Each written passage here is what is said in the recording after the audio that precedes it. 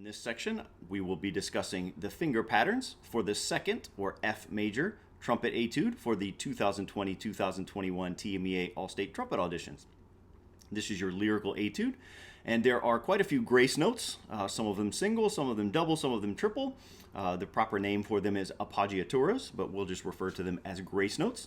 And I figured for the finger pattern discussion, I would talk about how to interpret these grace notes, since that may be new for some of you.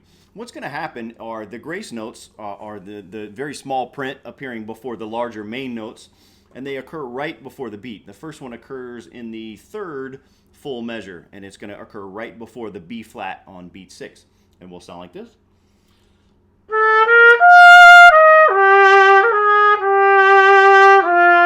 So that C, very quick C, ba-da, ba-da, ba-da, happens right before beat 6. The awkward finger pattern is the very next one at the beginning of the second line. And I would play, it's a G to A, or a double grace note, a double appoggiatura, and I would play the A with my third valve. It seems to flow a little better if I play.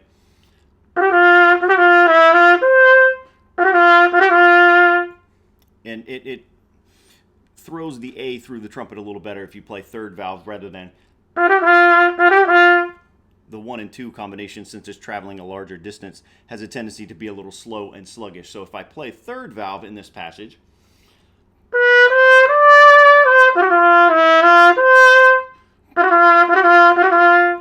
it makes it very, for lack of a better way to say it, graceful. It makes the grace notes very graceful right before the G on beat 4. In the next measure, we have an F, G, F.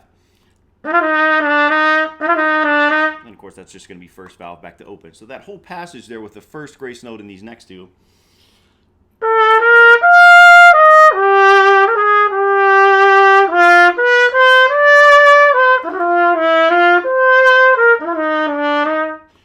this etude, as we've mentioned in previous videos about this particular etude, is a very vocal style etude. It's your lyrical etude, and it should be performed in a manner that someone would sing. And I've made the recommendation several times for the singer Susan Graham, Graham, singing the music of Ronaldo Hahn, Hahn. And you can find those on YouTube, and I would highly recommend looking some of those up and just listening for the quality of her sound and how her sound just kind of floats out and it's effortless, and you get a nice sense of phrasing, you get a nice sense of rubato, and you can relate. It's not this piece, of course, but you can use what you hear and learn from her singing, and you can use that in this piece. But the number one recommendation I have is to remember that this piece is to be played in a very singing style. It says it right at the beginning, adagio cantabile, like a singer in a singing style.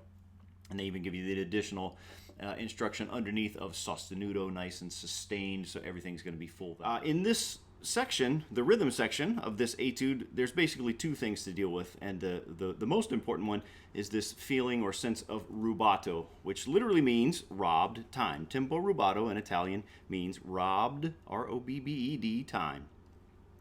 Musically, it gives us a sense of freedom, and we basically rob time from somewhere and give it back somewhere else. So we have an overall structure in 6/8 here of 1, 2, 3, 4, 5, 6, 1, 2, 3, 4, 5, 6.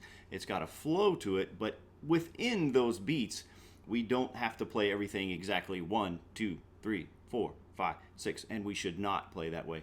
We should play with a very well-defined sense of freedom, where some things can speed up, some things can slow down, as long as mathematically really it ends up with the 1, 2, 3, 4, 5, 6 flow. So you can have a lot of musical freedom here to move ahead a little bit, and then at the end of a measure maybe pull back, as long as it mathematically ends up with a pretty steady pulse.